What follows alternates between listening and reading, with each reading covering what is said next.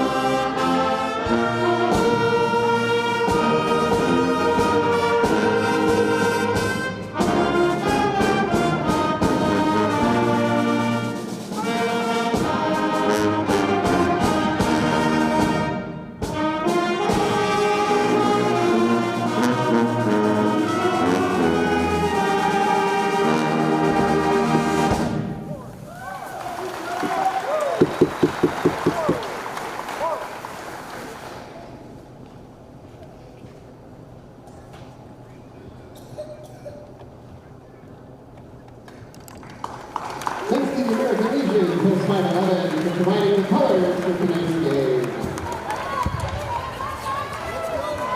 All right, fans, let's make tonight's starting lineups for both teams. We'll begin first with the visiting UpperIowa University Peacocks. For the Peacocks, at guard, 6'2" sophomore from Mason City, Iowa, number 5, Jerice Williams. At forward, 6'6" senior from Ottawa, Kansas, number 13, Quentin Blau. At guard, 6'1" sophomore from Rhinebeck, Iowa, number 20, Joe Smolt. At forward, 6'6" senior from Dubuque, Iowa, number 24, Kyle Haber. And at forward, a 6'9" senior from Owerri, Nigeria, number 50, Wu Okonkwo. Peacock's head coach is Brooke McCowan, assisted by Trevor Hook, Josh Weaver, and Carson Parker. All right, President Arena, get on your feet and welcome tonight's starters for your MAVRIK. On MAVRIK, the guard, a 6'3" junior from Germantown, Wisconsin, number 0, Jaquan McLeod. And guard, a 6'6" sophomore from Oak Park, Minnesota, number 1, Jamal Nixon. And guard, a 6'4" senior from Oakland, Illinois, number 2, Carlos Anderson. And forward, a 6'9" junior from Raymond, Minnesota, number 5, Carter. And forward for the MAVRIKs, a 6'6" junior from Apple Valley, Minnesota, number 21, Cameron Kirksey. For the MAVRIKs, assistant coach Mike Schott, assistant coach Matt Garvin, the head coach of the MAVRIKs is Ned Morgan-Taylor.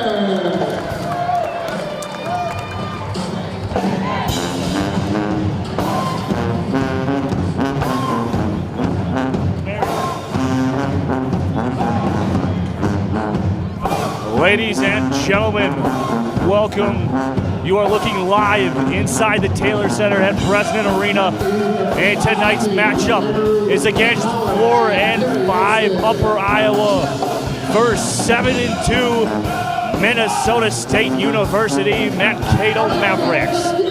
And I'm Brian Kelly alongside my partner Jordan O'Grady. Jordan, how you doing, buddy? I'm doing excellent. How are you, Brian? I'm doing well. I just want to see if these MAVRIKs have got what it takes to extend this winning streak from 4 to 5 games. And here we go. And here's Kyle Haber alongside his UpperIowa squad, and they'll get the ball first here on offense. And out there for UpperIowa is number 5, Jerice Williams. And there's the big fella, he can't finish. Number 13, Quentin Blau. Number 20, Joel Smolt. Number 24, Kyle Haber. And number 50, Manchesno Aquango. And here is the Minnesota State Mavericks starting lineup. Number 0, Jawan McLeod. Number 1, Jamal Nixon. Number 2, Carlos Anderson. Number 5, Carter Ash. And number 21, Cameron Kirksey. And Jordan, last night's game proved to be something that the Mavericks anticipated in getting Cameron Kirksey back, especially at home. And he had a tremendous game. Yeah, absolutely. He was absolutely stellar on the defensive end all night long, taking away some of their biggest threats there for Winona State. Tonight's a kind of a different matchup, but it looks to be one of the weaker teams in the conference in Upper Iowa, as McLeod is still hot from last night there, getting the first 3 of the game, and another streaky team in Upper Iowa. They either win big or lose big so far in their 4 conference games, where every game has been decided by double digits or more, or higher double digits in the 20s or more. And it's going to take a strong effort from them to compete with a highly athletic Minnesota State Mavericks team. And as that's a turnover, the first of the game for the Peacocks, McLeod, like you said, was starting off hot. He went 4 for 5 from beyond the arc and 9 from 11 from the field, with adding 23 points and 4 boards. And that's something that you come to expect now from Jawan McLeod, as we have Kevin Krieger out for tonight's game. Yeah, McLeod, essentially the floor general, as I said many times last night, starts and runs through him, as that was a nice little pass back there for a 3-point attempt. Just very smooth in his passing and his vision. Really creates good passing lanes, and a nice takeaway by Kirksey there. And that's the second in consecutive times down the floor there for Upper Iowa, as Carter Ash will have it, and that'll be a foul as it looks to go on Jarice Williams, as it was him and Jamal Nixon going up for the rebound, and it just a little push from behind. Yeah, good job by Nixon getting in there for a great box out, and he really had nowhere else to go other than try to go up and over, and he got, I believe, over at a back call, if not a foul nonetheless. And one of the things that we looked for as Minnesota State last night got off to a pretty incredible start from the field, their defense along with it started out really hot, and then when they went cold on the offense, so did their defense. What do you expect to Coach Matt Margenthaler drew up here tonight? Well, I think, as I mentioned, they are playing kind of a similar team in terms of the style and a bit of their youth. You just got to keep doing exactly what you did last night. High intensity, high pressure, man-to-man defense, as we see right now from Nixon. And a great job there by Nixon, unable to come down to the rebound.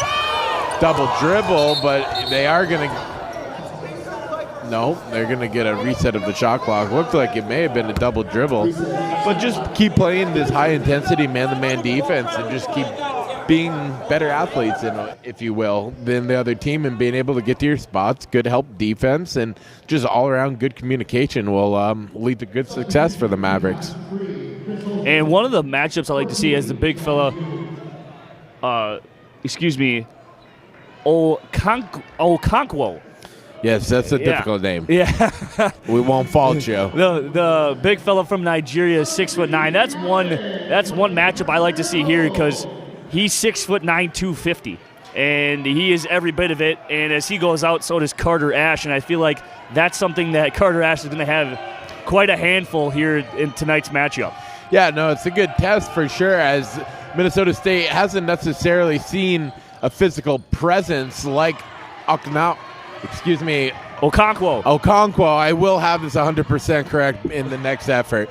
But seeing a physical presence like him all season long. So it'll be really interesting to see how they deal with it without the likes of Krieger being in the game and your 3-man rotation as we had last night. And that's a beautiful pass there from Jamal Nixon to Cameron Kirksey. And that'll cause the head coach for Upper Iowa to call a timeout, his first of this afternoon, and it's a 7-0 run here to start the game for Minnesota State, and this is exactly what we had anticipated they were going to do.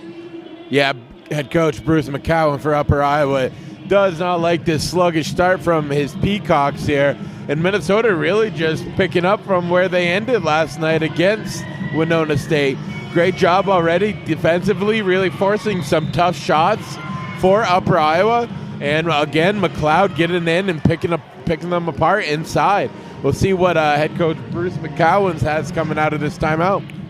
And one of the things that I like to see is on the side, as we get Carson Ehrenholz into this game, I would really like to see Jamal Nixon and Carlos Anderson come back and bounce back and have a bounce-back game, especially coming from both of them when they combined had 10 points.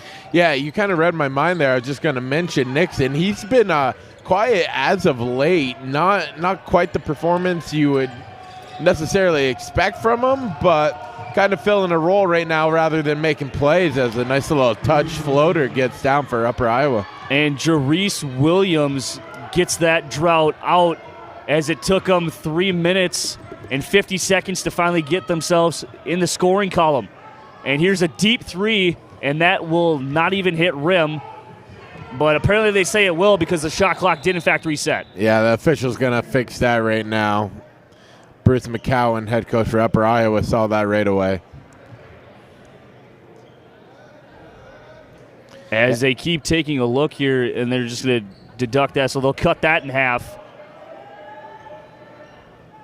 And they will put up 15 seconds left on the shot clock, because that ball from Juwan McLeod, that deep three, did not touch rim at all. We were both fairly confused. Yeah, a little bit. That shot was a bit rushed. I don't know if that's exactly what you want coming in your half-court offense, is just pulling up for a long three ball, contested at that too. And I like to see Carson Ehrenholz in this game, as Carlos Anderson is going to play a little bit of bully ball down low, but he'll draw the foul and go to the line for two. Yeah, Joe Smolt there for Upper Iowa had his whole hand around his arm as Anderson went up to the rim. Good job being tough and maintaining possession to get a chance for free throws. And here is Carlos Anderson. The first one is no good. That'll rattle in and out. Carlos Anderson from the free throw line here is relatively from the season. He didn't shoot any from last night's game, I believe. And, excuse me, he went 2 for 2 last night, and he's 1 for 2 here on the day, as it's an 8-2 lead here so far for Minnesota State. Yeah, he didn't see as many minutes as I'm sure Coach Matt Margenthaler expected. Got into foul trouble early and wasn't really able to sustain a presence out there on the floor. As Kirksey able to corral the loose ball and take it to the other side and get a nice easy two. Nice job by Cameron Kirksey. And that was a nice soft touch from the big fella, as Pegs Pericles gets in on the action here, as he's a native of Naples, Florida. Clean release there, not much contention in front of his face, and able to knock down the easy three ball. And here's Kirksey, as he's 1 for 2 from beyond the arc. And it's 13-5 now, and they're just continuing to try to pour it on. Definitely eating his fair share of boxes of Wheaties this weekend, as he has absolutely just been lights out.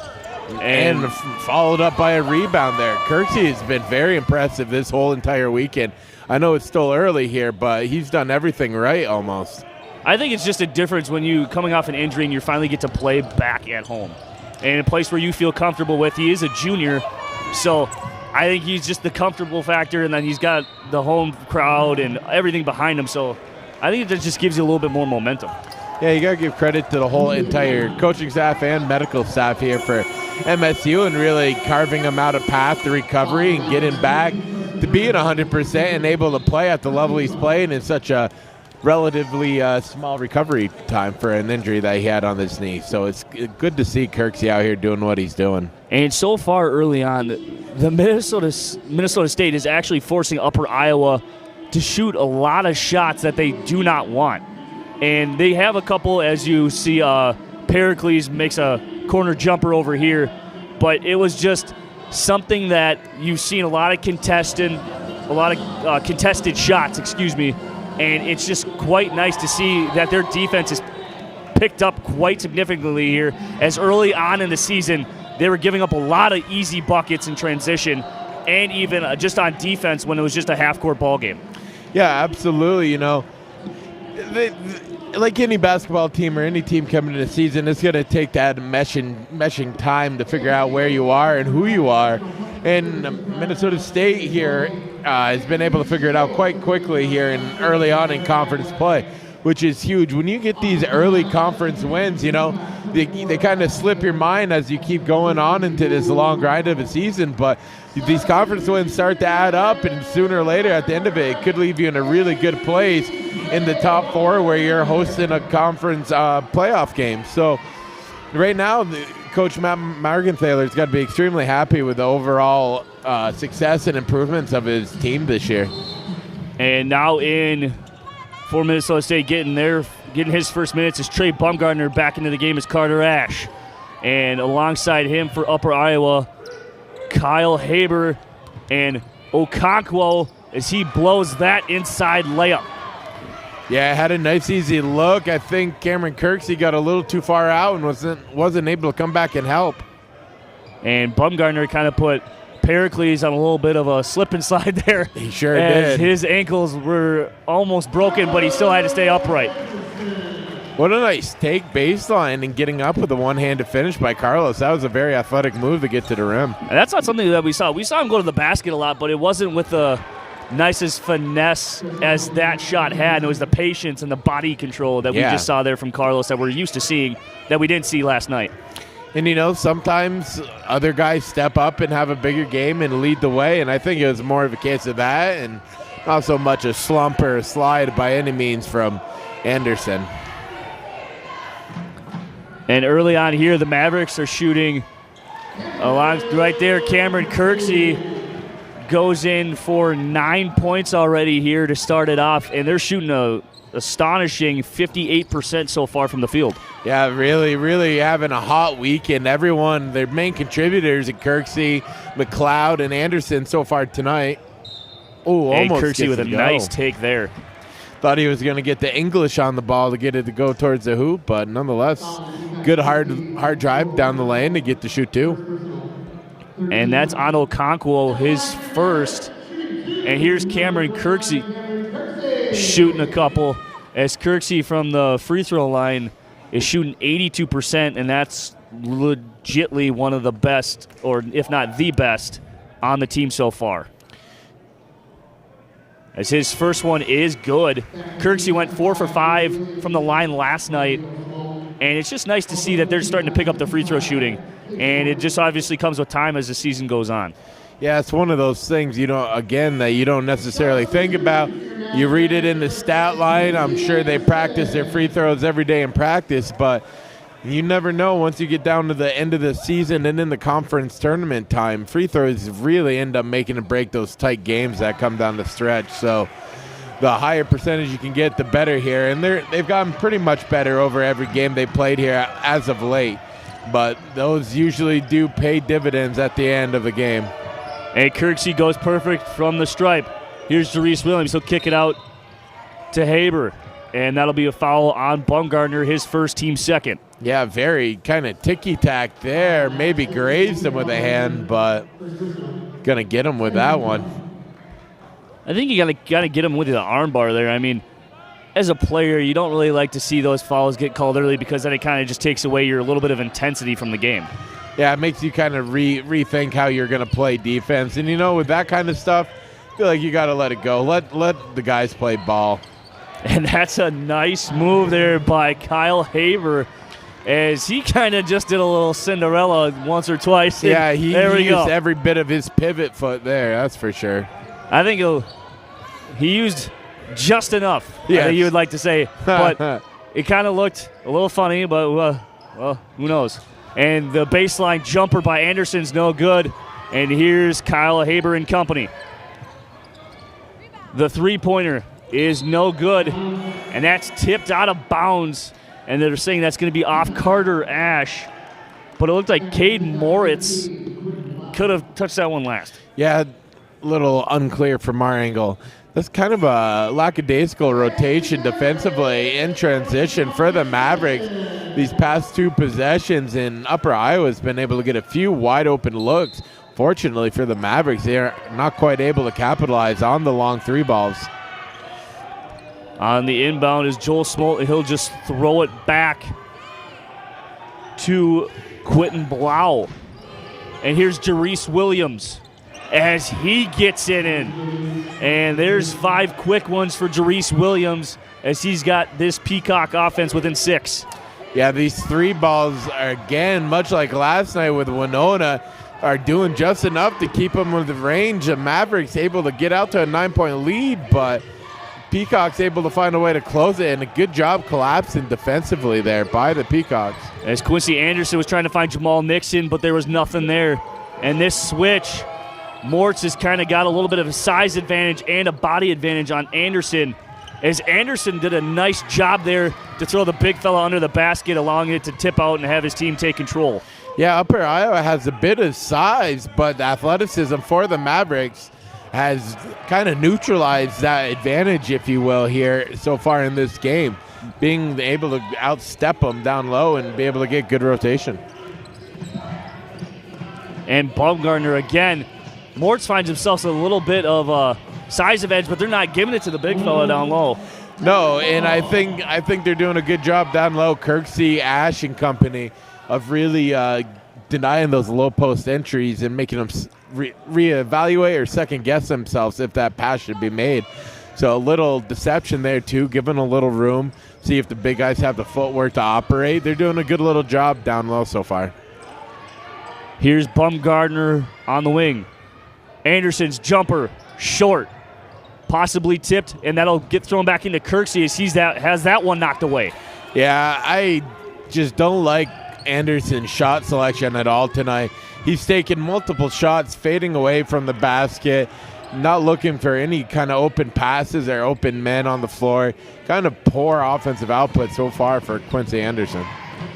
You think he just needs to take a little bit of a breather here and just kind of settle down and get into his rhythm that we know that he's capable of getting into? Yeah, he's certainly out of his own offensive element right now. Not, like you said, not able to find a rhythm and get himself into a good spot, really kind of rushing things and making impulse decisions and not really going with the flow, if you will. But it's what a good team does. They'll settle in, and he'll find a role and get back to his ways here. Sometimes it takes a little bit longer than we'd like, but some of the other guys got to step up and pick it up right now. And one of those things, if you're Matt Margenthaler, you're pointing out to his team, you have liked every bit of what you're seeing defensively, but offensively you've kind of hit that, again, slow down, and you just kind of hit that wall. And you haven't done anything with it so far in 3 trips down the floor. Yeah, and right now it's a kind of a slow controlled basketball game in terms of pace. And sometimes Minnesota State, because they're so athletic, will have a better job in the fast break transition game than they do here in their half-court offense, where they can slow it down and call a play. And then just sometimes in basketball, a coach can over-control a team and not necessarily let them play to their strength or their style or whatever may be working at that moment, kind of controlling a bit too much. And to start out the game here, Minnesota State's three-point percentage is something that they heavily rely on, as their season high in three-pointers taken was 41, and that was, again, the victory against Concordia St. Paul here 2 weeks ago. And they are so far 2 of 8, shooting 25%. Kyle Haber at the stripe and misses the first. Struggle so far by both teams with free throws, not converting at a high percentage rate right now. And Jordan, may I remind you, 1 second, this is their first free throw attempts of the game. Oh, is it for UpperIowa? Oh, yeah. Gee. Yeah. Boy, I got to look at the right stats. I'm going to put that on Sports Information. Yeah. And he goes 1 for 2. So here's Jawan McLeod back into the game, and something that he can possibly heat up real quick and get this offense to where they want it, as he's got some good ball movement and good court vision and awareness. And here's UpperIowa. That's a nice move by Cameron Kirksey for the basket. Yeah, good job having strong 2 hands on that ball and able to work between the defenders. UpperIowa electing to pack it in down low in this 2-3 defense. Really want to challenge these guards again to see if they can replicate their performance from last night. And here's the contested 3 by Jarese Williams is good. Yeah, he's quite honestly been able to capitalize and keep them in the game a little bit here with these 3 balls. able to knock him down, and a tough miss there by Nixon. Too strong off the... As it's 21-20, and Upper Iowa is heating up from deep. Yeah, I got to tighten the bolts up here on defense, giving them just too much room. A few shooters here for Upper Iowa starting to feel it, and poor offensive shot selection by the Mavericks is not helping their case. And here's Aaron Holt's corner three, no good. That hits off. Jamal Nixon will go in, and they're going to call a blocking foul there on Joe Smolt, and that'll send Nixon to the line for 2. Yeah, just from the look I had up here, Nixon may have got away with one there. I think it was because the feet were inside the circle. Inside the arc. I believe that's what it was. He looked a little too close, but I mean, he was already there, but I just don't think he was out far enough. And here's Nixon's first free throw attempts of the afternoon, as it's Anderson and Kirksey who have been on the line for the Mavericks. And that first one rattles in and out.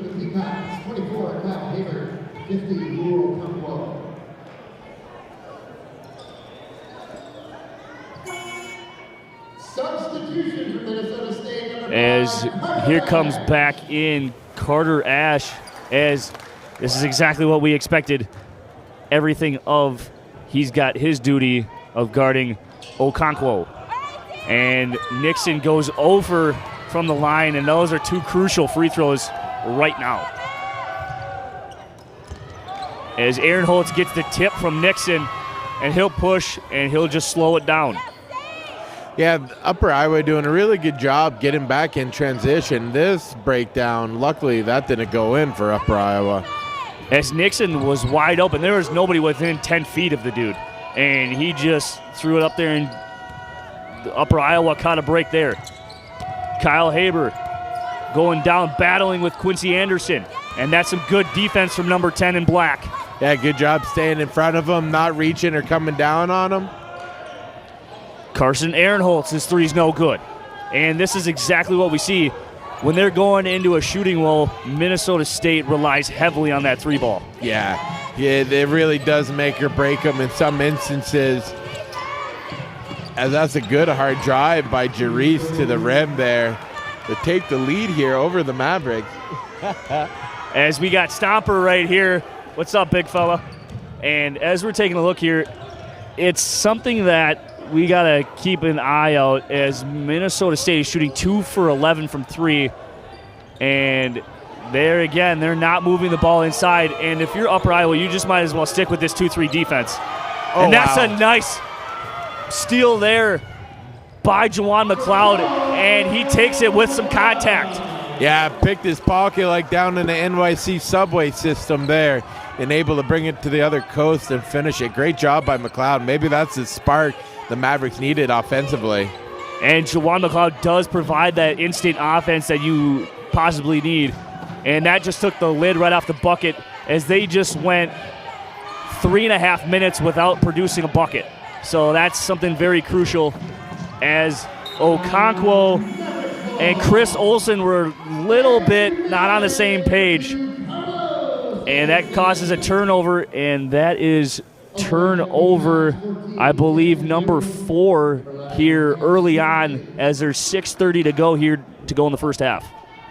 Yeah, good job there. I really think that McLeod pickpocket for a layup kind of swung a little bit of momentum back, got some emotion back into the Mavericks, playing a bit lifeless there and just chucking up shots the last few possessions.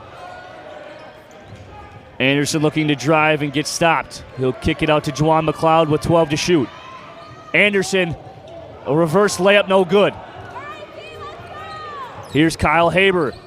As he'll finds, they'll kick it in the corner to Jones. His shot's no good. Rebounded. Carlos Anderson bringing it up at the top of your screen. Boy, I don't know how he got it past that defender there. And here's Juwan McLeod with a nice layup, and that's good. And there's a 3-point lead here for Minnesota State. Very smooth. That's all that needs to be said. And I just kind of like what Juwan McLeod is bringing back as he re-entered the game. Olsen looking for the big fella, Okonkwo. Okonkwo with a nice hook shot. Yeah, that looks to be about his game right there. Not a good job by Ash in pushing him off the low block, letting Okonkwo just set up shop and did a great job with his real estate. And here's Anderson. McLeod, court awareness. And they're doing a nice job defending that three-pointer. They're not letting them get anything off right now because they realize that if they get an even wink of separation, they're going to take it. Yeah, and you know what they did just right there, that was great ball movement, and that's how you break down that perimeter defense. Get players moving side to side on the court and not be able to play them straight man up. Okonkwo's shot no good. Brought down by Ash. May have had a travel there, but nonetheless, they're going to let that go. Ash, three, will rattle in and out. Has not had a good shooting performance tonight from the perimeter or from the field for that matter, as he is 0 for 3 on now field goals and three-pointers. And the Mavericks themselves are 2 from 3, shooting 15%. And during this 4-game winning percentage, they have shot 38% from beyond the arc. And that's a nice rebound as there's 4 minutes left here remaining in the first half. Minnesota State's got a 27-24 lead. Yeah, that's that tall order to play that low post defense against such a big human being in Okonkwo there for Carter Ash, who's a smaller forward, but is doing a pretty decent job down there. And Carlos Anderson comes up with nothing on that shot. And Jawan McLeod was looking for a pickpocket there, but then we're going to go to immediate timeout here with 3:37 to go. And Jawan McLeod is second on the team, but Cameron Kirksey is having himself quite a night and a start to this game with 13 points and 6 boards already. Yeah, it's just completely in sync with what the Mavericks are trying to do offensively and defensively. Having another great showing and doing all the things right on both ends of the court, rather. So Coach Matt Margenthaler has got to be really happy with his performance coming back and over this whole month. Great job by the Mavericks as a whole. They're doing a little bit better job now offensively in finding ways and getting that ball movement to find ways to get open for better looks. Once you get a team moving more defensively, that creates those lanes for that dribble drive penetration for your guys like Kirksey and McLeod that get down there and do great work with it. And as we're looking here at the race, it looks like Dunkin' Donuts will take that one. But as we keep getting back to the game, if you're Brooks McCowan, you didn't really expect this one. No, but in basketball, that three ball can really make or break you, and right now it's really making them. So it's making up for some of their lack of production defensively, but they have stepped up here as of late and really limited Minnesota State. And, you know, that three ball, sometimes it can just make up for the differences or the inefficiencies between the teams, and it's doing just that right now for Upper Iowa. And off the timeout, here comes back in Cameron Kirksey for the rest of the half, and Trey Bumgardner. Yeah, Minnesota State getting lucky here a lot of the times that these three balls aren't falling. McLeod got lost in translation there and was let the wide open three-point shooter, but luckily the ball did not find its way through. But that's a nice touch there by Anderson. Yeah, good job using the high part of the glass to let it fall safely down. Joel Schmolt, goes down, and he comes up limping as McLeod will lead the 3-on-2. And he got a little too fancy with that. And he'll kick it back out to Bumgardner, who takes it, and that's a nice lay-in there by Trey Bumgardner. Coach McCowan getting on the officials. The Mavericks were in transition on the break, and from my understanding, you can't stop a game for an injury when the opposite team's on a fast break in offensive possession like that until you get the ball back, of course. And the refs let that game carry on with number 20 there. Joel Schmolt. Yeah, Joel Schmolt. It looks like he twisted up his ankle when McLeod got that previous steal there, able to limp off the court. A little ginger on the right ankle, but hopefully he's okay because he's coming out and shot the three ball pretty well. He's made 1 of 4 for the Peacocks tonight. trainers check him out over on the sideline. And re-entering the game is Chris Olson, as he'll take that place. And they're looking underneath the basket, but that was nice defense. And Jarice Williams will drive with 15 on the clock. And he'll use the bank, and apparently the bank is still open. That it is. Good job using his size advantage here to power down low and get a nice touch shot off the glass. Baumgartner coming off a nice night as well, as he had 9 points, but also brought down 8 boards from the point guard. Turnover for Carlos Anderson. Looked like he dribbled it right off his foot. Don't know if it's just something mentally or if he's just not quite in sync with the rest of the team. He has really struggled here this whole entire game. He's played pretty decent defense, but offensively just can't find anything. And that's a nice contested three. And Jarice Williams, my goodness, with 15 points to lead all scorers, and he's got Upper Iowa with within 2. And that is thrown up there by Trey Baumgartner, and it was an absolute brick. Yeah, it's Andre 3000 from Outcast would say, what's colder than cold? Ice cold, and that's exactly what the Mavericks are here, not hitting much of anything. Jarice Williams will try a three-pointer, and that was an air ball, as he was looking for his second consecutive 3 on back-to-back offensive possessions. See if we can get Kirksey some more touches here. He hasn't seen the ball, and maybe give credit to Upper Iowa for kind of shutting down his opportunities here late. As Jawan McLeod, and he finds Baumgartner in the corner with a 3. And that'll rattle home, and the lid is still on there from long distance. Here's Chris Olson. And that is no way, Jose. Sent back by Cameron Kirksey. That was a little deception there. Deceived him, if you will, by Kirksey. Kind of slow played it coming across the lane, and he timed it up quite well to get just enough of that block to knock it away from the rim. And that's a little something with 48 seconds left here in the first half. Minnesota State's got a 2-point lead. And they're going to call a foul here on Jawan McLeod.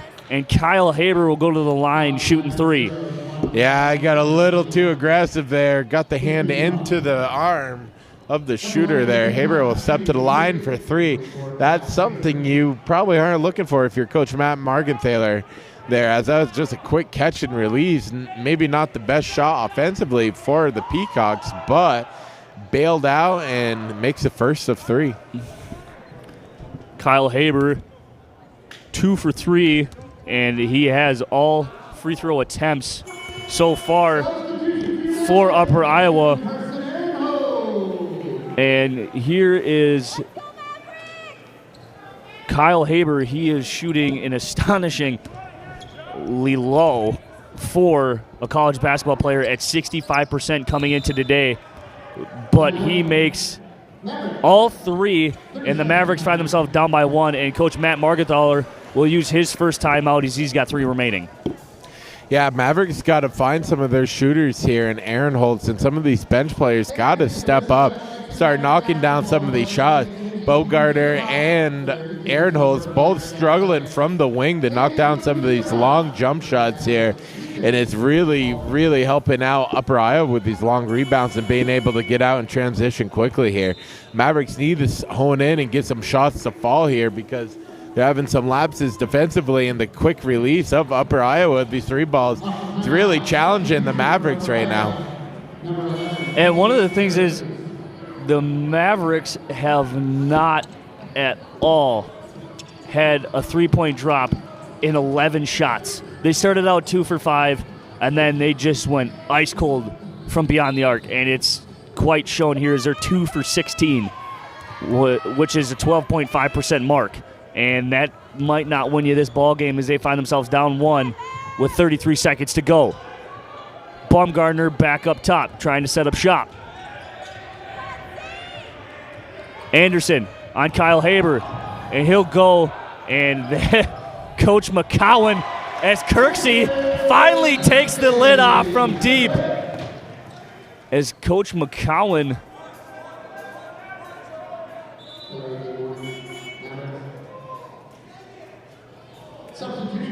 And it's a delay of game warning here on Minnesota State. With 17 seconds left, they find themselves up 2. And here's Upper Iowa, and that was a big 3. Yeah, and that's like I say, and you need to get him more touches each possession. He's obviously a playmaker when he gets the ball in his hands, and they kind of shy or gone away from him rather as of late. But see good things happen when you get the ball to him. Great defense there by Kirksey.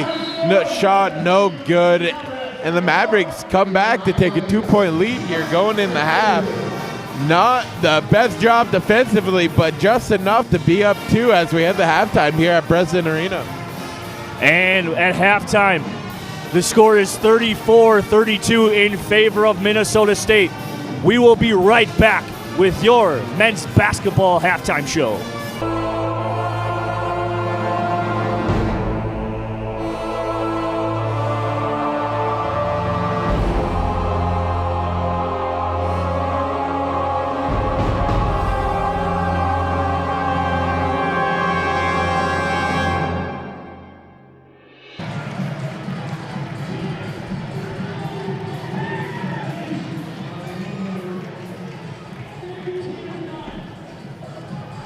When Upper Iowa decided to go to that 2-3 zone. Yeah, Upper Iowa realizing probably after watching film last night of how Kirksey and McLeod and the rest of them attacked down the middle of the lane and did a good job getting there. And I think they made a great choice tonight in how they're going to play that perimeter defense in the 2-3. And they're going to take that chance and try to live right now as they are living by the 3 ball. As Minnesota State is 3 for 17. Shooting just 17.5% from 3-point range, and that is a drastic difference compared to last night. So the perimeter defense from the guards in that 2-3 zone, and maybe a bit of in a 3-2 zone with that forward extending out there a couple of times. And the guys like Aaron Holes and guys coming off the bench that are known for being pretty decent 3-point shooters, absolutely struggling tonight from the corners and not having great success, and that's really hurting the Mavericks here right now. But guys like Kirksey still able to make do down low and get to the basket. But you got to give credit to Upper Iowa. The defense is playing pretty exceptional right now and has really kept them in this game and got them to this point right now. The 3 balls for Upper Iowa seem to come more at a crucial time and have been more of a dagger than a consistent ray, as they're shooting 6 for 17 and only 35.3% from beyond the arc. So those 2 things right now are boding well for the Peacocks. And Kirksey, just even though the team as a whole is struggling, he is still finding every way to score from beyond the arc, in the paint, and continue to play great defense and blocking shots. And he's a whole package as of late.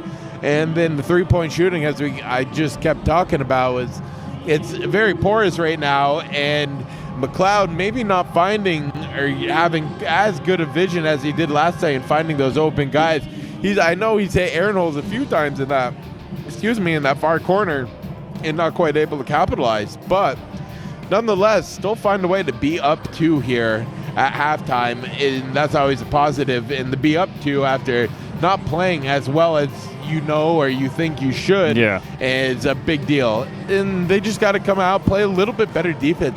These guys from Upper Iowa, they got a quick hairline trigger, and they'll pull it as soon as they catch it with a lot of confidence, and that's shown here tonight so far. So get in, get up closer, eliminate the space.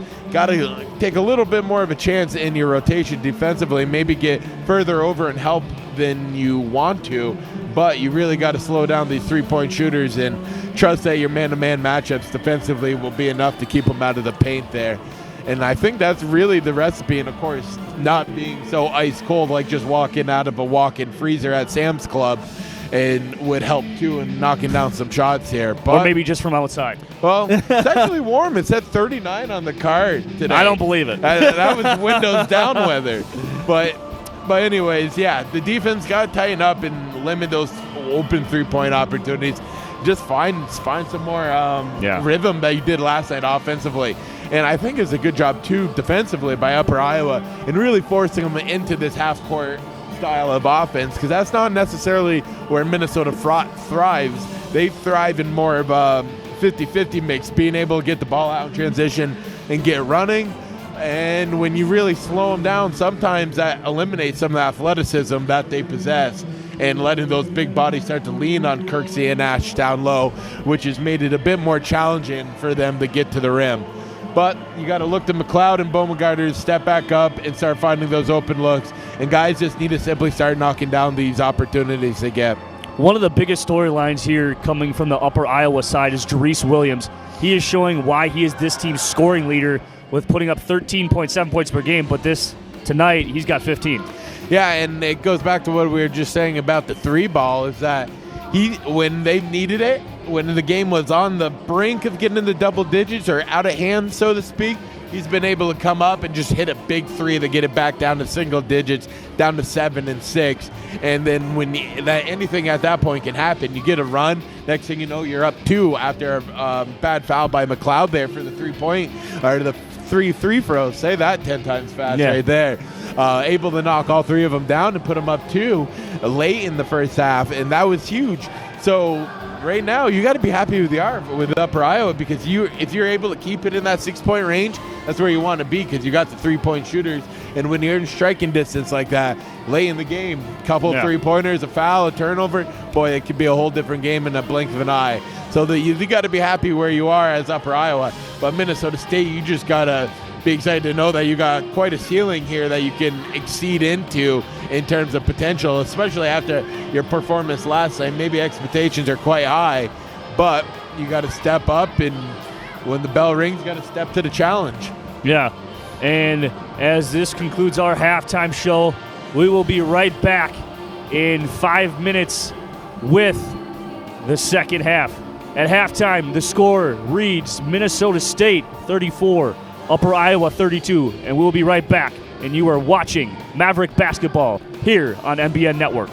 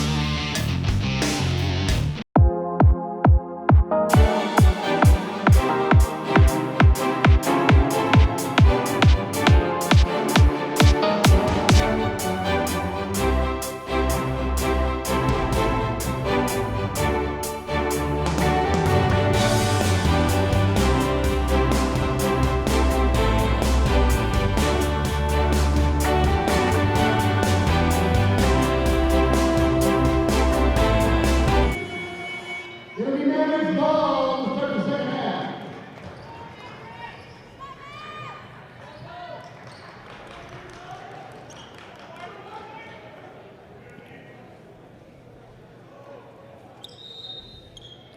And we are back with Mavericks basketball as Minnesota State gets the ball to start the second half.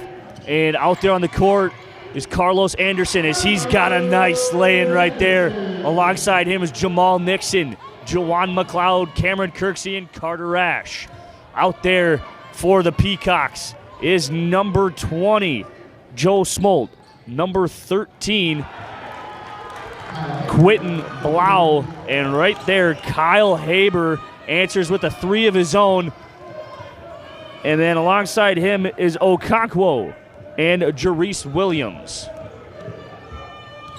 And here's Anderson. His pull-up jumper is no good. And that is corralled in by Jarice Williams. And here come the Peacocks on offense. Blau. Guarded tightly by Cameron Kirksey. Jarice Williams. Okonkwo backing down Ash. And Ash will get there with the hack. And that'll send Okonkwo to the line for two. Not bad defense. He came down across the arm at the last second. I'd kind of let him go for that, but make him earn it the hard way here, stepping to the line.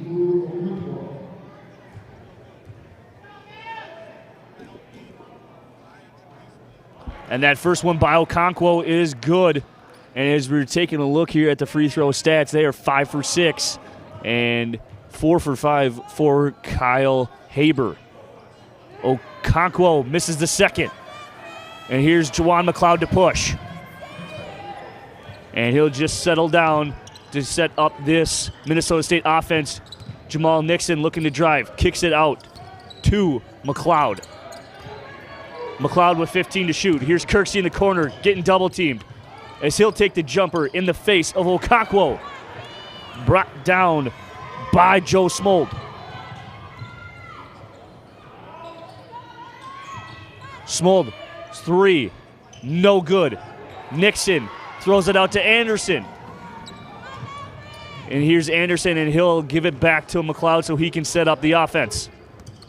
McLeod with a nice spin move and up and under, but can't get it to go. It's quite graceful there. As you said, not able to finish, so. Jarice Williams is three. No good, and they start out 0 for 2 from deep. And that's a nice save there. But nobody can corral it for the side in black. Kyle Haber, he gets it to go. And they are 2 for 5 here from beyond the arc to start this second half, and they find themselves with a 3-point lead. Yeah, very sloppy there. Good effort to save the ball, but neither guy, as you said, able to get control of it. Turnover for the Mavericks, and Haber makes them pay for it. And here's Carlos Anderson's jumper. No good. Oh, Cameron Kirksey, nice loose ball grab. And he'll take the big fella, and that's nice defensive stance by Okonkwo. Not quite sure how there wasn't a foul there. It seemed like a lot of contact, but Peacock's able to corral the ball and go back the other way. And here's Kyle Haber in the corner, guarded by Kirksey. Good job by Kirksey, not leaving his feet there. And with 9 to shoot for the Peacocks, here's Joe Smolt, corner three, and that's good. 8-point lead here for the Peacocks, and they got something cooking. Yeah, this is what you don't want if you're Minnesota State. Good job by Nixon getting to the rim. And that's a nice hero step there by Nixon. Excuse me. I was right with my first initial math. But we are not in school, so I don't really care. Yeah, I'm done thinking about anything to do with school for a little while at least. Yeah, we got a month. We can just go back to being normal human beings, go do our jobs, go back home, get some rest, finally get some sleep. You know, who knows? Yeah, I know. The sleep thing might be good. We'll find out tonight. Oh, well, we'll see what happens there. As here's Joe Smolt to go to the line for two. As Smolt makes the first one, and here comes Trey Bumgardner in for McLeod and Carson Ehrenholtz will come in, and here's Ash will go to the bench. Smolt looking to be okay after he tweaked his ankle about a little over halfway in the second half there. And he's come out and made a big three and now knocking down free throws.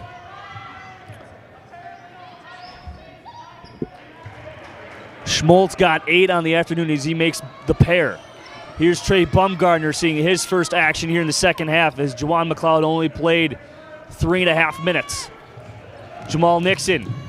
I like that move, but off the knee of Joe Smold, and that is still Maverick basketball. Maverick offense seems to be forcing it just a little bit. Nixon and Anderson still struggling to find their spot here and kind of get into where they need to be. The Mavericks need another guy to step up offensively and pick up a little bit of the slack right now.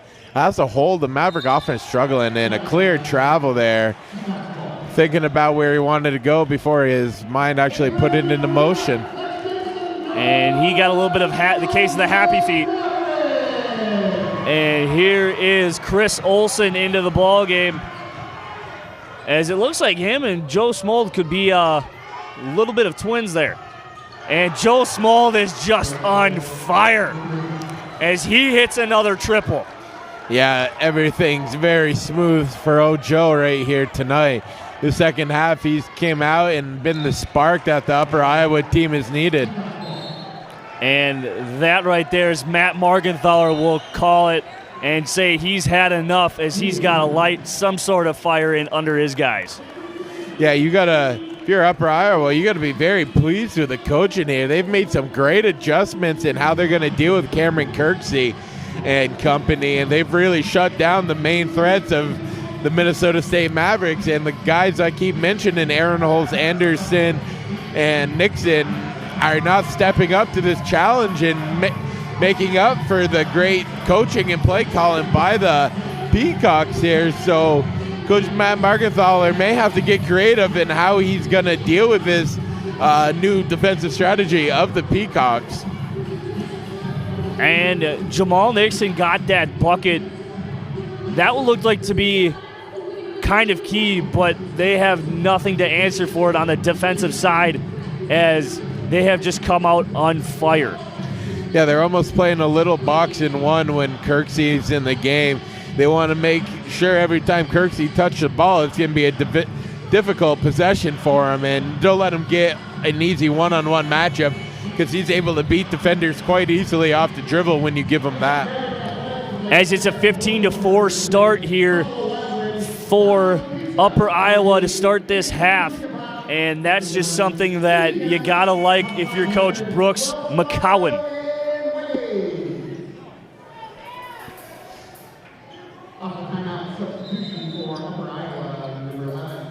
And here we go as Upper Iowa has the ball. Chris Olsen, nice pick by Mortz as he goes 2 in a row. Smolt with the contested 3, no good. And that's just out of the reach of Mortz, and here comes Carson Ehrenholtz. Jamal Nixon, Euro step, kicks it out. Kirksey with the drive. Step back jumper, no good. Corralled by Nixon as he'll go up, and that's long. Pegs Pericles will kick it out. Here's Olsen. Olsen having himself not that type of numbers night, but he's not really known for the scoring column, as he's more of a defender and an assist type of point guard. Smold finding himself in a little bit of trouble on the baseline. 8 to shoot. Here's Morse against Anderson. And the big fella won't win that battle, as that one goes to number 2, Carlos Anderson. Bumgardner. And he goes to the line for 2, and that foul is on Pericles, and that's his second. Yeah, good job by Anderson. Holding his ground down here defensively, and then good job by Bogarter getting the outlet and getting up the court and getting down the lane, and now he's at the line, going to shoot 2 here. And that's a media timeout with under 15 to go, as it's 14:45. And the score does show as it was last time out, 47-38. And Jordan, if you're Morgenthaler, what are you drawing up here?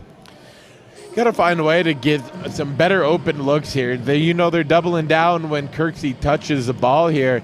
Again, I hate to keep sounding so repetitive, but one of those other three, and Aaron Holtz, Anderson, and Nixon there, someone's got to step up and make Upper Iowa respect their game here, because all the pressure's on McLeod and Kirksey right now, and they're just collapsing and smothering whenever they touch the ball. So someone's got to come up big here and find a way to get to the rim consistently and put the ball through. But right now they have continued to be ice cold for the most part here coming out of the break here. And again, giving credit to Upper Iowa's staff here, they've done a really good job of dialing in exactly what they want to take away, kind of Bill Belichick-esque, if you will, as being able to take away their number one threat, and they're going to make you beat them with your secondary options, and they're doing just that right now. So very, very good game plan so far in the second half for Upper Iowa. But it's still early, and you can't count out these high-powered Mavericks here, as Bogart has got a chance to get them going in the right direction right now with these 2 free throws. In basketball language, are you talking about like Jim Boeheim and like the legendary coaches like Krzyzewski and all that? As here's Baumgartner as he goes to the line for 2, as he makes his first, and that helps them put them back in the scoring column as they went 2.5 minutes without a bucket. And he goes 2 for 2, Baumgartner, and decreases the lead to 7.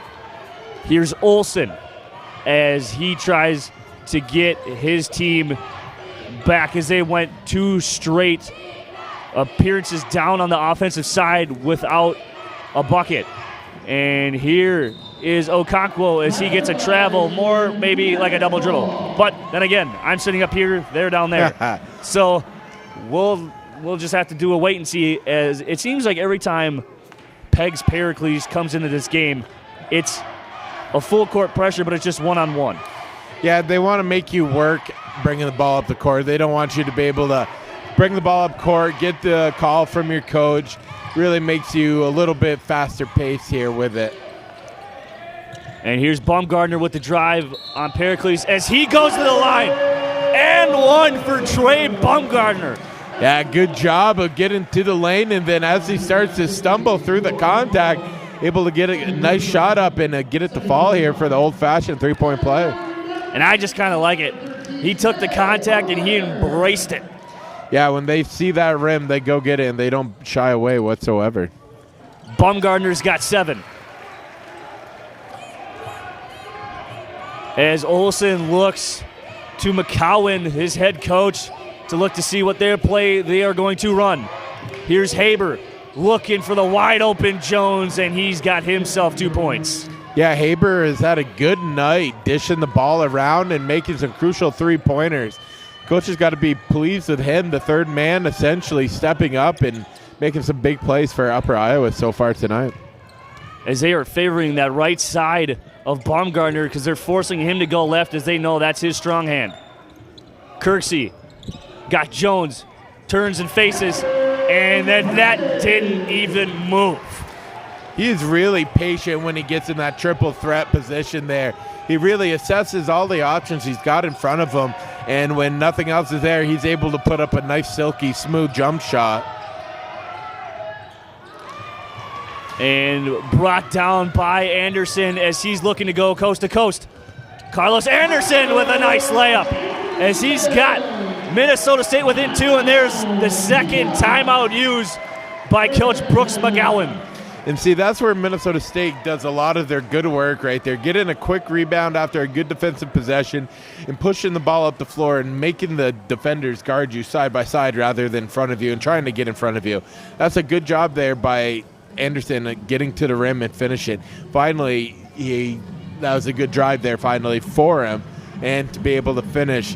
And I think Minnesota State's got to find a way to do more of that and staying in this up tempo here and keep them moving side to side rather than letting them to settle into their defense and play man up or in the 2-3. That's going to be the key here. I think getting back into this game to build another lead is to play a bit faster pace and don't slow down and let the big men for Upper Iowa get position and really make it tough in the middle of the paint. As both teams have 2 timeouts remaining with 13 minutes and 5 seconds to go. And here it is Upper Iowa's ball, in fact. And as they keep taking a look here, Kyle Haber will get the inbounds from Joe Smold, and they'll just kick it right back. Kyle Haber, alongside him, Jerice Williams, Joe Smold, Okonkwo, and Jones. And, that looked like some nice defense by Kirksey, but he'll get called with the foul. And that's Kirksey's first, team third.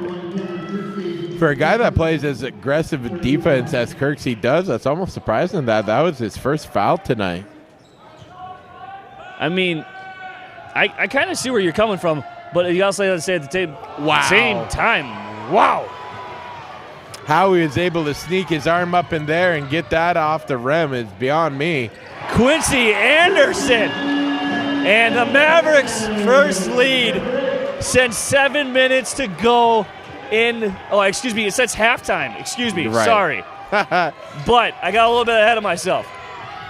But Quincy Anderson, and that could spark what's something the Minnesota State offense needs, as Okonkwo answers with the 2-pointer inside the paint.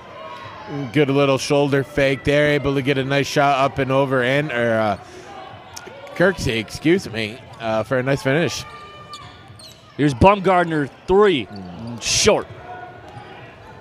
Haber looking for Jerice Williams. Williams, 3, no good. Brought down by Anderson. Quincy, that one. And that's a nice touch layup, as Quincy Anderson's got himself 7 points. And this is exactly what I've been talking about all night. Finally, a couple of bench players and role plays for the Mavericks stepping up and making some crucial buckets. Joel Smolt finally feeling himself, but he's gone 0 for 3 since making 2 consecutive 3-pointers. Yeah, maybe coming back down to earth a little bit after his hot start here in this second half. And here's Cameron Kirksey as he drives, and that's blocked and sent back to Minneapolis by Okonkwo. Yeah, good job there of reading Kirksey's drive and sliding over at the right time to knock that one away. As Okonkwo will have a seat, here comes Blau as he's in for Jones, and Mortz comes back into the game for Upper Iowa. And I'm pretty sure they're just going to throw this one into Kirksey, as we've seen this one before, and they'll just have Bumgardner set up the offense, and that's indeed what they will do. Here's Kirksey with 10 to shoot, trying to find some separation. Anderson with the drive, and he'll get a foul called, and that'll go against Blau, as here is Carlos Anderson shooting 2. Yeah, I think that's what Carlos Anderson needs to do more of there for Minnesota State. Don't hesitate and don't think, just do, and that was a good job. 2 power dribbles to the rim and get him to the free throw line. Just play, don't think so much. As Anderson makes the first, and I kind of like what I've seen from Carlos Anderson tonight. We've seen him be a little bit more aggressive, even though in that first half we did see him, kind of settle for those step-back shots. Yeah, and he's finding himself here right now, and I believe they're going to get him right now with an over at back after missing that, and that they do. They'll just get him with the push there. He's kind of figured out his position right now, and he's benefiting from it and knowing where he needs to be, and he's getting some good looks, as we just saw. A good drive to the rim, able to knock down the first one, but then maybe a foul that you could have done without there on the miss. Anderson, a 6'4" senior out of Alton, Illinois. And here is Blau, Haber against Quincy Anderson. Haber is favored in that matchup. And that's and that won't go, as that had a little bit of a hesitation up there on the rim. And that's a fresh set of clock here, as they're going to get a foul on Carson Ehrenholz. His second. Yeah, I don't know. I thought they should have got this illegal screen there on that previous play, though. Haber leaning on Ehrenholz and creating a lot of contact. Surprised no offensive foul was called there. as the clock goes to 10:35 remaining in the game. Here's Haber with 13 to shoot as he looks for Jerice Williams. Williams has got 7 on the shot clock. He'll get the 3, and that was tipped by Cameron Kirksey. And that is way overshot, and that goes into the student section. Like the thought, but just not executed very well as he airmailed that one about 4 rows up, as he said, into the student section. And here's Blau will find Jerice Williams. And Williams will bring the ball past half court. You saw the urgency that the Minnesota State Mavericks had there once Jerice got the ball with a few seconds remaining on the shot clock. And Smoltz 3 finally gets one to go. As he started out hot, cooled off a little bit, and he finally makes one there as he gives the Upper Iowa Peacocks a 1-point lead. Yeah, whoever it is on the Peacocks, someone keeps finding a way. Banks it home for 3. What an answer. And Cameron Kirksey has a huge smile on his face as he's got 21 points here, as he's almost matching what he had last night against Winona State. And they're going to call a foul here on Aaron Holtz, his 3rd. Trying to get in front and intercept that pass. Got him on the arm, just a bit too much contact for their officials' liking. And here is a media timeout. Minnesota State's got a 2-point lead, and it's favored by that 3-pointer just made by Cameron Kirksey. Yeah, this has been quite the game as you've seen big swings and big runs for each team that start with a big 3-ball or 2, and then both teams are shooting in spurts, not very consistent overall. But the Peacocks able each time when the Mavericks do this, able to stretch it back out just a little bit with a shooting from Schmoll and Jerice there for them. And the Mavericks starting to have a little bit of an answer for some of these bench players and role players that aren't normally called upon to be in the position they are. But Aaron Holtz picked up a couple quick fouls here, and we're going to see where some of these guys pay off here in the long run of this game with 9.5 left to play. Markenthaler, if you're him, you got to like where you're at right now. You have a little bit of intensity, a little bit of momentum on your side, but it's still a 2-point game.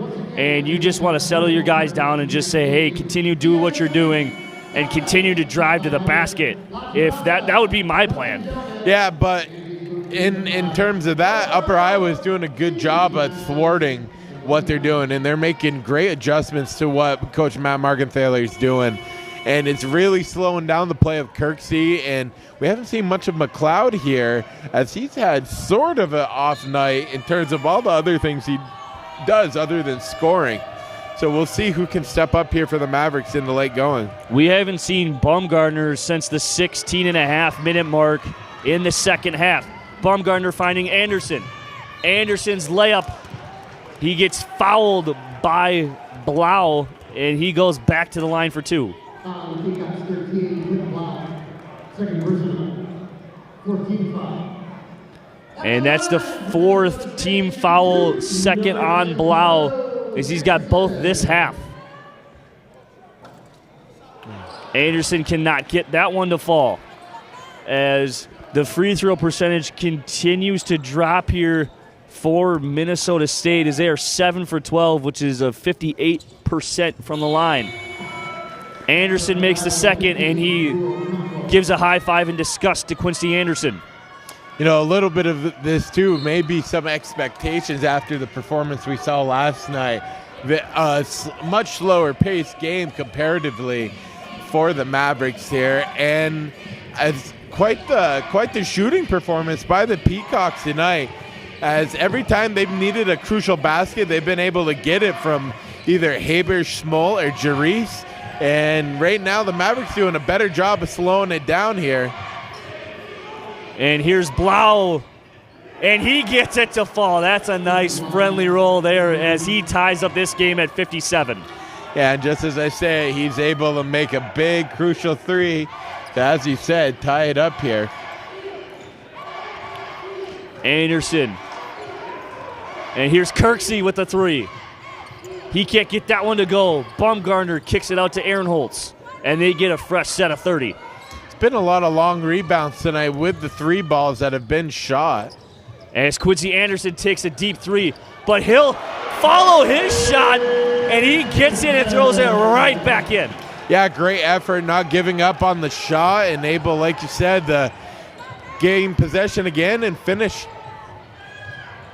As that's another block by Cameron Kirksey, as they do, in fact, give it to, and Aaron Holtz was kind of arguing there, like, hey, I didn't touch it. But he didn't realize that Kirksey had blocked it. I really like how Kirksey plays on defense there in terms of getting these blocks. Does a great job anticipating and timing up that coming across the lane and blocking these shots. And it really keeps them out of sight for the guys driving to the rim. Kirksey's got some bounce, as that one was pretty well up there. It was above the rim, and Kirksey got himself. And that's like a Jimmer Fredette three right there, as that does not go for Smold. Here's Quincy Anderson stumbling a little bit, and he'll kick it out to Baumgartner. Baumgartner will set up the offense here for Minnesota State. Baumgartner's got the majority of the playing time here in the second half, as McLeod has been sitting calmly and quietly on the bench for Minnesota State. It's a little too much there by Anderson. And Smolt, there it is, as he's pumped up, and that lead goes right back to Upper Iowa, and they got themselves a 1-point lead with 7 minutes to go here in the second half. Here's Carlos Anderson. Baumgartner directing traffic. Aaron Holtz, corner jumper. No good. Aaron Holtz has not made one of those corner three balls tonight. And if he could get just a couple of those go. And there's another three by Jerice Williams. That's 18 now for Williams, and Schmolt has 17 respectively. Both shooting high percentages from beyond the arc, as that is 40% for Williams and 41.7 for Schmolt. Both having great night from beyond the arc for the Peacocks. As that deep three by Baumgartner does not fall. And here comes Jawan McLeod as they look to possibly, and here's Okonkwo, the big fella, will get himself an easy bucket as he's got 7. Having way too many breakdowns defensively here, and Markenthaler is going to take a timeout here, a 30-second timeout, try to settle these troops and get something going defensively. The Mavericks are struggling mightily here as of late and giving up wide open looks here. And the Peacocks got to be feeling full of themselves right now as they're coming in and put on quite a shooting performance and doing a great job all around of shutting down the playmakers for the Minnesota State Mavericks.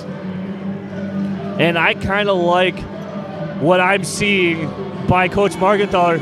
As soon as he saw Baumgartner just throw up that three, he immediately looked to Jawan McLeod on the bench and got him right back into this ball game. Yeah, they haven't had a great offensive night. Sure, they've been able to stay in the game and even stretch it out to a 9-point lead at one point, but they have not found as good as consistency as they did last night in getting to the rim. And again, credit the Peacocks defense and Coach Brooks McCowan, as he has dialed up some great defensive schemes here that has really halted the Mavericks' offensive output here tonight. With 6 minutes to go, here's McLeod as he kicks it out to Jamal Nixon, and we haven't seen him in quite some time as well. McLeod with 10 to shoot. McLeod will drive on Olsen, pull up jumper, and that goes as McLeod gets that one to fall. And here comes Joe Smold, and he's having himself, like you said, quite an afternoon as he's second on the team tonight with 17. Haber battling against Jamal Nixon. That's just good defense, but they'll call a travel on Haber as Coach McCowan's pleading his case that he did not have control of the basketball. Great defensive effort there by Nixon, all over him like a hobo on a ham sandwich there, and not giving him any breathing room, and able to knock it out of the hands and get a traveling call on the Peacocks. That's what they call suffocation defense. That is the truth. And here is Jamal Nixon.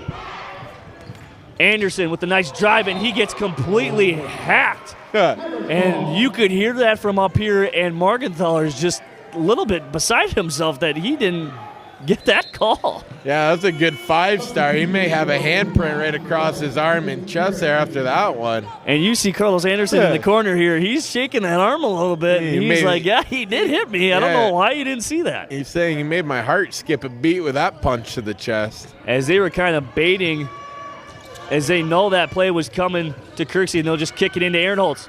Anderson blocked by Okonkwo, and he says a little something back to his bench.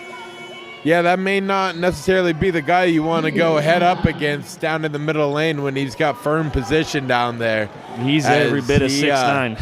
He gave him the Matumbo and a little no. This is not the place for you right now, Carlos. You just look at him. We were walking by on the court. You're 6'1", Jordan, 6'2", Yeah. 6'2"-ish.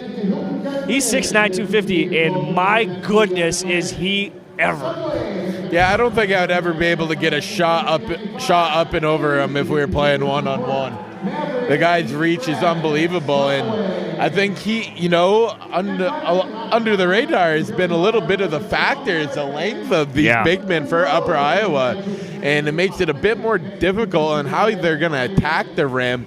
And Kirksey, of course, having a great game again with 21 now. And he's had a little bit of a hard time when they've doubled down with him and another forward. And they've done a good job collapsing on Anderson and Nixon when they drive down the lane. They really make it difficult, and they have to get through some traffic to get to the rim. Another good job. They're going to let right now Minnesota State try to live by that 3-ball, and they don't want to give you that easy stuff in the lane as they had great success last night against Winona. I want to see Minnesota State continue to drive to the basket. That's something that they're getting away from yet again. Well, you saw Carlos Anderson get a foul call, or not get that foul called, as he could have or should have, if you want to say it, gone to the line for 2 points.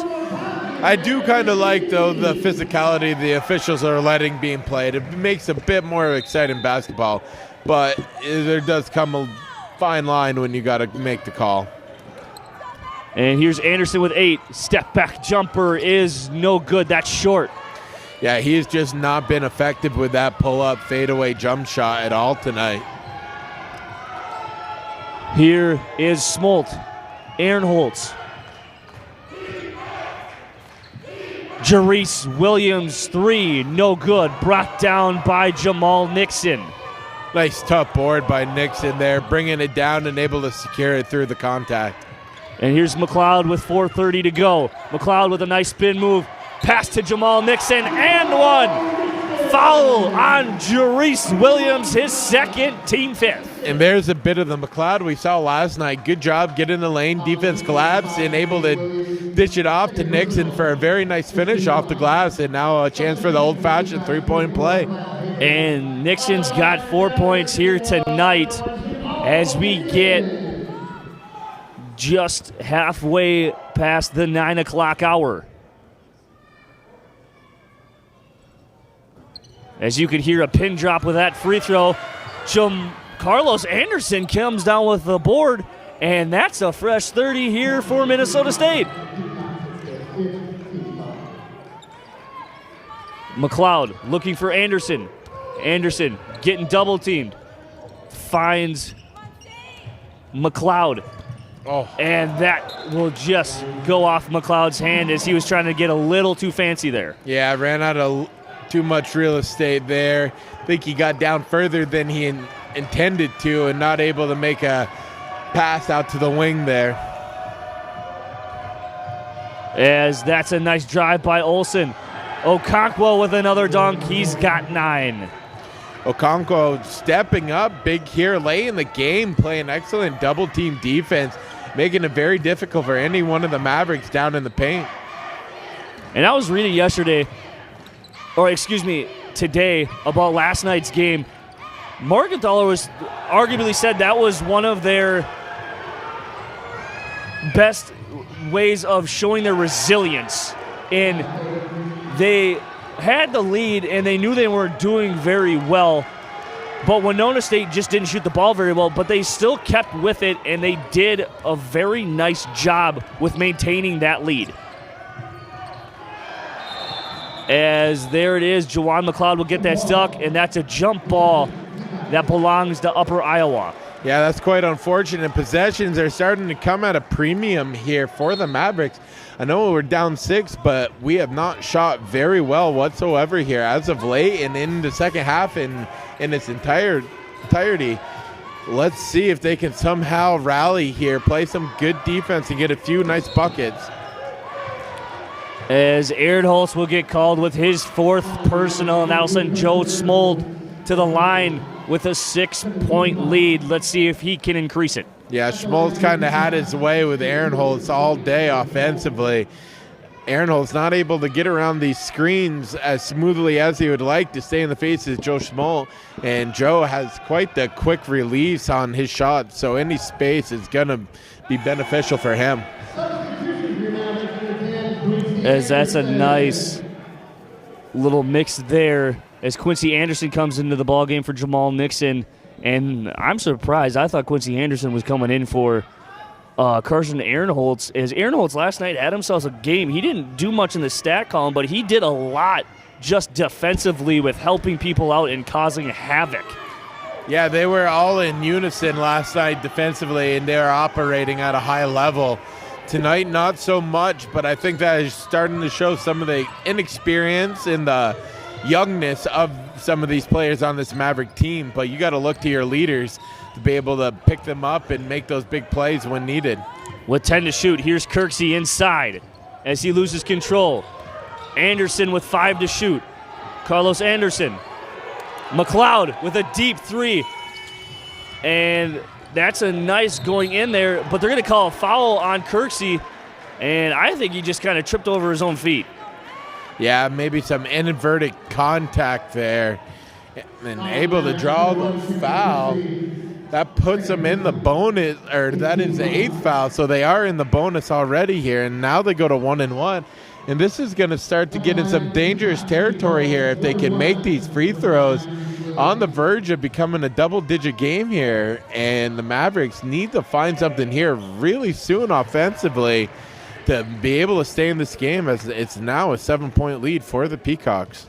As Jerice Williams makes that first of the front end of a 1-1. Jerice Williams makes the second. Lead increased to 9 with 2:20 to go. Minnesota State, Jawan McLeod and company. And they're trying to get the fans into it here as Carson Aaronholtz's 3 from deep. He connects and decreases it to 6. Yeah, good job stepping into it and knocking down a big-time three-pointer. Much needed at that given point. And Joe Smoll, you got to keep an eye on him. And here's Chris Olsen. His corner 3 by his bench is good. Yeah, they've done a good job all night of capitalizing on those big 3 balls when they needed them, whether it's answering the call or just getting a big one on a good drive. And they're going to get a foul here or a travel call on Okonkwo, and that's going to stay with Minnesota State. Kirksey able to get his hand in there, looked like it had more of the ball, and they just both kind of tumbled to the floor. With 1:36 to go, they find themselves down 9. And they're looking to wipe up the sweat here on the floor. And you got to do something here that I believe could force you to get a quick bucket or cause a screen here on this inbounds play that's actually going to drop something scoring so you don't take that much time off the clock. Yeah, baskets got to start coming quick. Possessions are growing limited here as there's really only 3 shot clocks, if you will, within this after this play.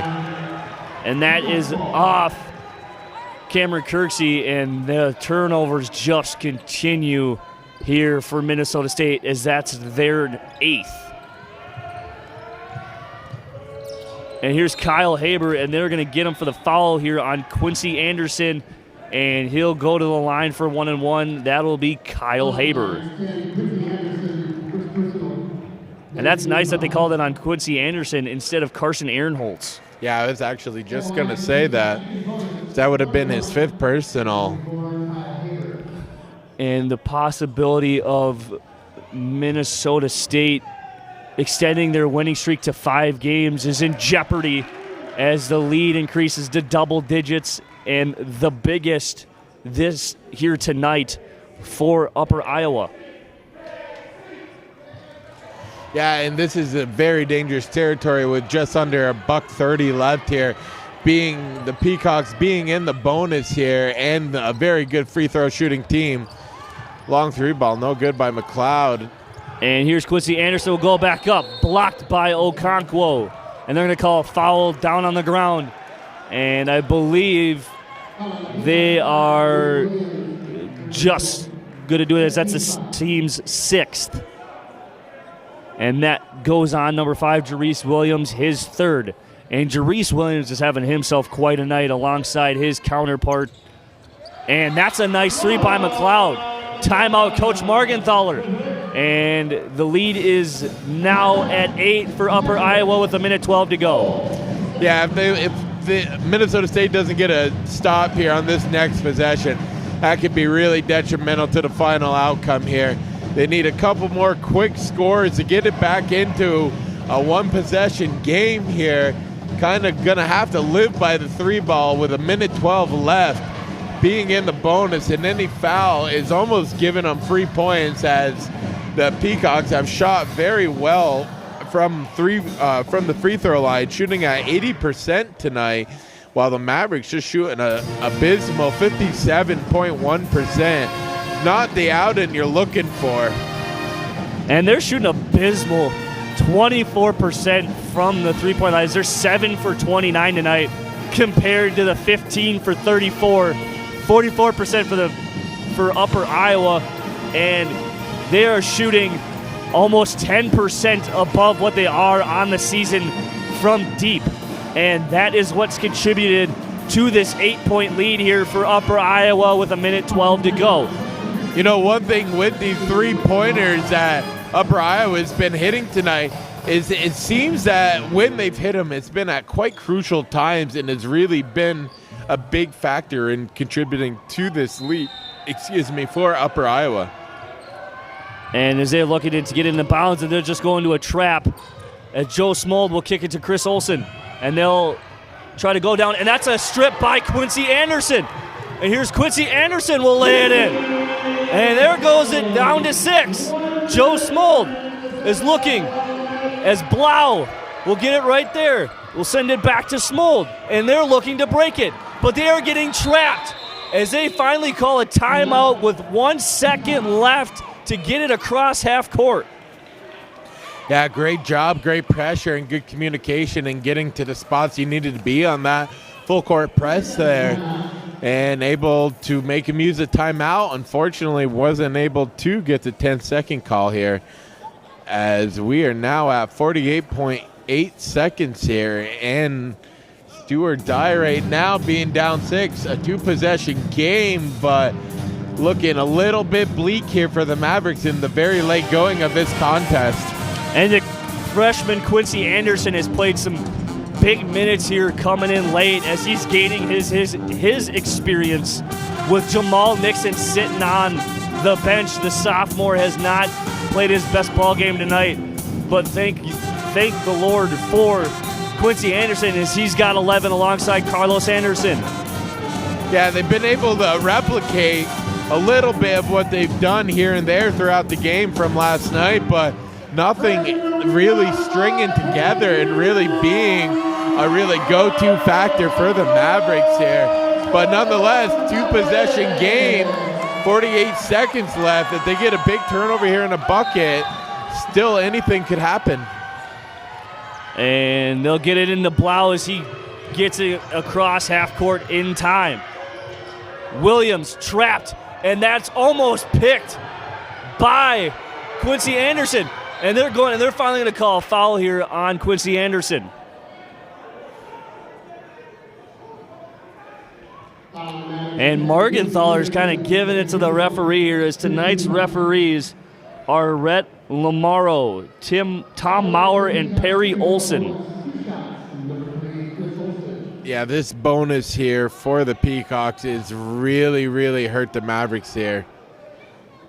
And that one comes up short from Chris Olsen, as that could have been a huge one, as no matter what from here on out, if Minnesota State fouls, they will go to the line for shooting 2. And if a foul is committed by Upper Iowa, Minnesota State is now in a 1-and-1. And that was quite a big free throw there to knock that down, as it makes it a 3-possession game no matter what. And here's Aaron Holtz. McLeod with the rainbow 3. 26 seconds left. Aaron Holtz with a nice cut. Jarice Williams looking up court. Fouled by McLeod. And Jarice Williams will go to the line for 2. Well, it's a 2-possession game right now, and it can't grow to anything more than a 2-possession game. So rather than needing 2 3-pointers or just a 3-pointer and a 2 to win. And that one rattles out for Jarice Williams, as that was a big, big shot missed with 21 seconds to go. Down by 4, Minnesota State will get the ball back here, and he makes that one to make it a 5-point lead. So you need a 3-point play here, a 3-pointer or a 3-point play to the rim. And McLeod will get fouled on that 3-point shot. And Jarice Williams throws his hands up in complete disbelief. And these are really big free throws. You need all 3 to even have an opportunity here. Got to be able to hold them. You think McLeod's got a little bit of a heart racing problem right now? A little bit.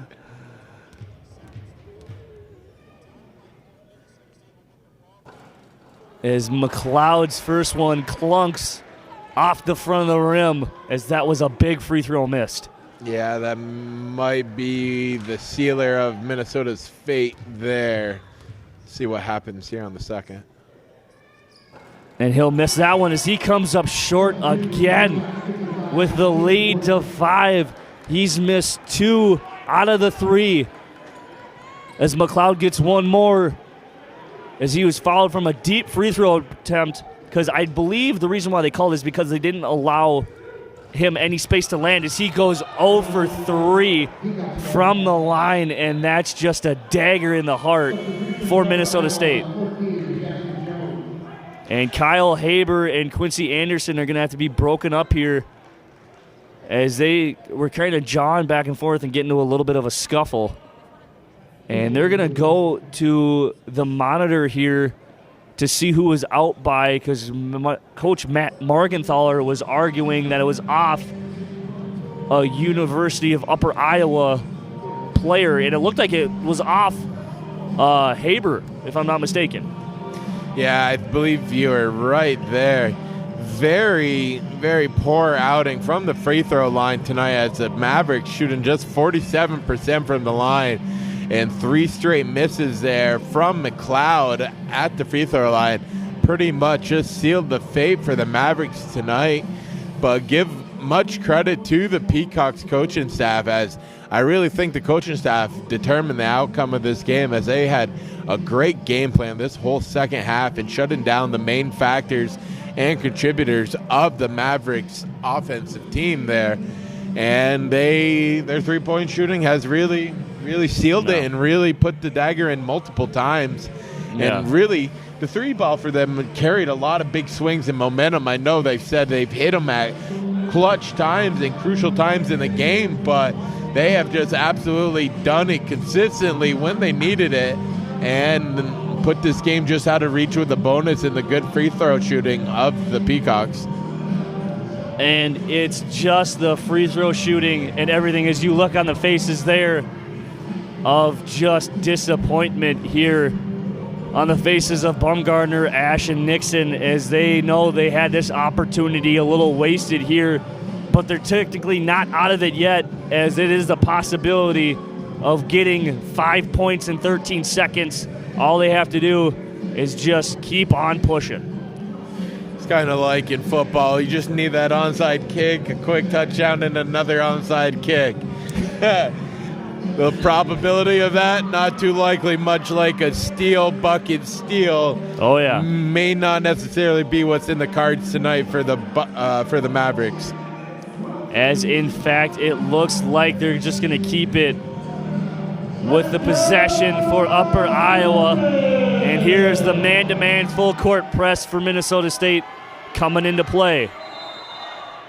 McLeod, Quincy Anderson, Carlos Anderson, Aaron Holtz, and there's Quincy Anderson committing his third personal foul, and on there too is Cameron Kirksey. On the floor for Upper Iowa is Jones, Williams, Haber, Olson, and Smolt. If both of these go down, it's pretty much a game here, but first one is no good. So there's still life in the Mavericks here. Substitution for the Peacocks, 50, Mankato. And here is Jerice Williams, as he's had a tough time from the stripe here tonight. As he makes that one and makes it a 6-point game with 12.3. McLeod hustling up the court, gives it to Aaron Holtz. Aaron Holtz will shoot. That one short. And that goes out of bounds with 3.5, and I believe that is what that will decide it here, as Minnesota State will drop to 7-3 on the season, 4-1 in conference play. Upper Iowa will improve to 5-5 and 2-3 in conference play.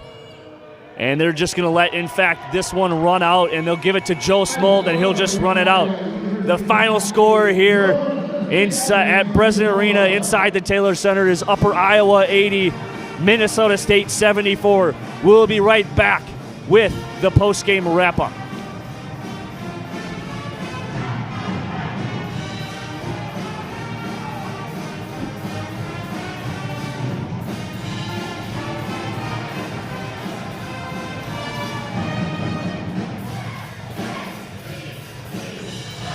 The post-game wrap-up here on the MBN Network. The final score, Upper Iowa 80, Minnesota State 74. And as we're here, Jordan, it was the dreaded free throw shooting from Minnesota State from the line, as they went 8 for 17 from the line, 9 points, as they lose by a final score of 6. Yeah, all around a very poor shooting outing for the Mavericks. As you just mentioned, their free throw percentage, 8 for 31 from behind the three-point line, shooting just an abysmal 25% there. Overall, I think a lot of it came down tonight to the coaching of the Upper Iowa Peacocks. They did a great job coming out of halftime and really, as I mentioned multiple times throughout the second half, in locking down Kirksey and McLeod and really make them struggle and really have to earn their points going to the line. And unfortunately for the Mavericks, not many other players are able to answer the call, so to speak, and come out and make some crucial shots for them and really kind of get back into the game there. They had a good thing going early on, but I think Peacocks, like I said, did a good job watching film and of last night, and maybe a little bit of a hangover effect of coming up off such a high performance there last night. And then also playing back-to-back games, that's a very tough thing in itself, especially this early in the season. I mean, you do it during tournament time, of course, because that's just the nature of the beast, but not very often does a team have to play back-to-back nights. And I'm not trying to make excuses here for that, but just did not have the same juice as they did last night. Other than, of course, number 21, Cameron Kirksey, who again came out and still found a way through much adversity to get many opportunities under the basket and come up with a very good performance for Minnesota State in shooting very well and ending with 21 points. But other than Kirksey, there wasn't a whole lot offensively, and the struggles continued. And again, I think the Peacocks did another great thing in really slowing down the Mavericks and making them play a half-court style of offense. You saw spurts at times the Mavericks would get out and transition and really run. And that's where their athleticism really would pay dividends tonight.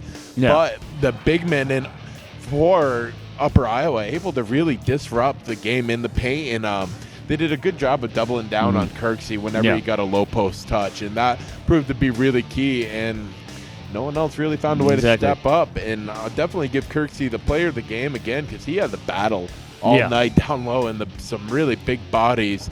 Okonkwo. Okonkwo. And, he kind of silently played a good game. He played a really big role in slowing down that in the paint offense of the Mavericks. So got to give credit to them. He did a good job, and he really came up big with a bunch of big blocks there and a few powerful dunks late in that second half. And, they really sealed the fate of the Mavericks there. And their free throw shooting was very crucial tonight as they spent a very big majority of that second half, in the bonus. And they didn't miss very many. And, I'm not trying to nitpick all the little things, but you look at the opportunity they had very late here with McLeod missing all 3 of those free throws. And that was just a dagger. Very, very difficult. And as I said early in the game, free throws usually pay a big dividend in the end. And we saw how for one team, that being the Peacocks, making their free throws really put them above and beyond the Mavericks tonight. But a chance to regroup here for next Tuesday and really set your feet again, because they did play great defense last night against Winona, but tonight not quite the same outcome as they struggled in times. And, the three-point shooting was pretty outstanding for the Peacocks, maybe not percentage-wise, but as I said again throughout the game, they made those 3-pointers when they needed them and really needed that momentum swing. And you got to give credit to Smol and company. They really had a hairline trigger, and they just needed even less than a foot to pull that trigger. And when they did, it was very smooth. And you see Haber here in the replays knocking down some free throws. He had a few crucial threes as well. And, Mavericks didn't shoot the 3-ball well, and they didn't defend it well for the most part of the entirety of the game. And this is the result you get, a tough 6-point loss here at home to the Upper Iowa Peacocks. And it was the 3-point shooting that came up really big for the Peacocks, and Smolt, Williams, and Haber that are the really big ones. But the biggest 3 of them all was probably that 3-pointer in the corner late in the second half with Olsen making that one to extend the lead to 9. And that was kind of what sealed the deal there. And Juwan McLeod, like you said, missing those 3 free throws at the end, down by 5. That was a heartbreaker in itself. Yeah, and you speak about those corner threes, and you think about the 4 or 5, I think maybe even 6 at most opportunities Aaron Holes had over there in that far corner there. Just couldn't find its way through the cylinder tonight. And those are some of the guys, the role players that I said that, when games get tough like this for Kirksey and they're really getting pressured defensively from the opposing teams, someone else has got to find a way to step up and be a consistent offensive threat so that can alleviate some of that pressure off your top players in McLeod. And, I really think Upper Iowa did a great job of not allowing McLeod to get to the lane as easily as he did last night. Because, like I said throughout the game, once a guy gets in the lane like that, defenders naturally are going to have to collapse and come in and attract attention there. And he wasn't able to really have as great a vision, or maybe it was just great swarming defense by the Peacocks that really limited those ditches or those nice underneath passes that really was key for last night in the game. But overall, the Peacocks just did a great job, and the Mavericks were in it, though. And we were in it to the last second, but just not enough tonight, and we fall short. Yeah, not having Kevin Krieger in the lineup for the second game in a row here is proved to be beneficial on that offensive defensive board. Before we go here, I want to give you who's your player of the game? Again, Cameron Kirksey. I think that's a very, very easy thing. You know, he came out and faced a lot tougher defense just by design because of the performance he's been having as of late, and especially last night.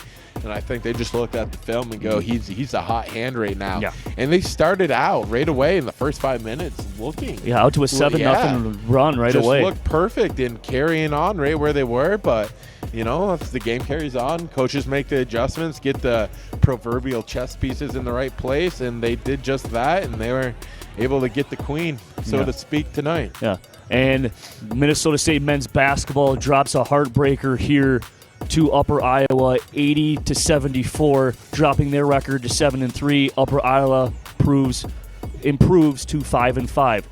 Next game is here at Bresnan Arena on the campus of Minnesota State. They're taking on North Central University, in a non-conference game, and we'd like to see your game tips at 6 o'clock. This is the only game the women do not play before us. So the women do not come back into play until after break here at Minnesota State until January 14th. And then after that, we go on a long break here, and you are going back home to Vermont, so I'll miss you for the next game. Yes, and the final score was 80-74 in favor of Upper Iowa.